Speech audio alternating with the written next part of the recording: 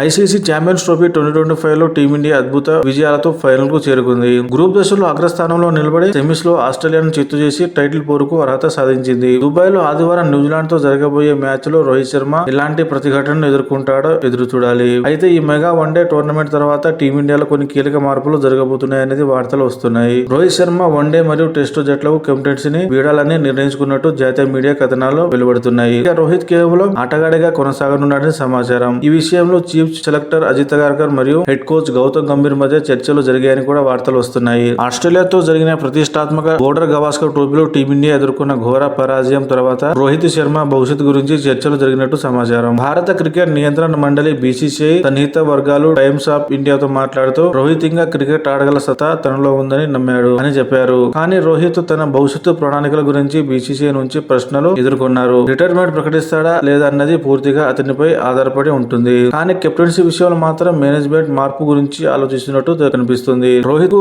వచ్చే world cup కు జట్టును సిద్ధం చేసుకోవడం ఎంత ముఖ్యమో తెలుసు. ఈ విషయంలో కోచ్ మరియు చీఫ్ సెలెక్టర్ అతడితో చర్చలు జరిపారని తెలిసింది. రోహిత్ యొక్క నిర్ణయాలు టీమిండియాకు సమీప భవిష్యత్తులో ఎలా ఉంటాయో తెలియడం ఆసక్తికరంగా ఉంది. విరాట్ కోహ్లీ గురించి కూడా చర్చ జరుగుతుంది. కానీ అతని భవిష్యత్తు గురించి స్పష్టత లేదు. మేనేజ్మెంట్ కూడా అతనితో మాట్లాడినట్టు కనిపిస్తుంది. కానీ ప్రజెంట్ తాను జట్టులో కొనసాగుతున్నారు కాబట్టి అతనిలో క్రికెట్ ఆడే సత్తా ఇంకా చాలా ఉంది. ఇక రోహిత్ శర్మ విషయానికి వస్తే అతను టీమిండియాకు తిరుగులేని విజయాలు అందించిన కెప్టెన్ గా గుర్తింపు పొందారు. గతేడాది అతని నాయకత్వంలో టీ20 వరల్డ్ కప్ లో టీమిండియా ఛాంపియన్ గా నిలిచింది. ఆ తర్వాత రోహిత్ అంతర్జాతీయ పొట్టి ఫార్మాట్ కు విడుదల పలికారు. విరాట్ కోహ్లీ కూడా అదే మార్గంలో నడుస్తూ వన్డే టెస్టుల్లో కొనసాగుతున్నారు. ఇటీవల ఇంగ్లాండ్ తో జరిగిన సిరీస్ లో రోహిత్ శతకం సాధించి ఛాంపియన్స్ ట్రోఫీలో పాకిస్తాన్ పై సెంచరీ కొట్టి కోహ్లీ వన్డేలోకి ఫామ్ లోకి వచ్చారు. కానీ టెస్టు క్రికెట్ లో వీరి ఫామ్ కొంచెం ఆందోళనకరంగా ఉంది. ICC one day world cup, world test championship, T20 world cup, champions ట్రోఫీలలో జట్టును ఫైనల్ తీసుకొచ్చిన ఏకైక కెప్టెన్ గా చరిత్రలో స్థానం పొందారు రోహిత్ శర్మ. ఆసీస్తో జరిగిన సెమీస్ మ్యాచ్ లో విజయం అనంతరం గంభీర్ ను రోహిత్ భవిష్యత్తు గురించి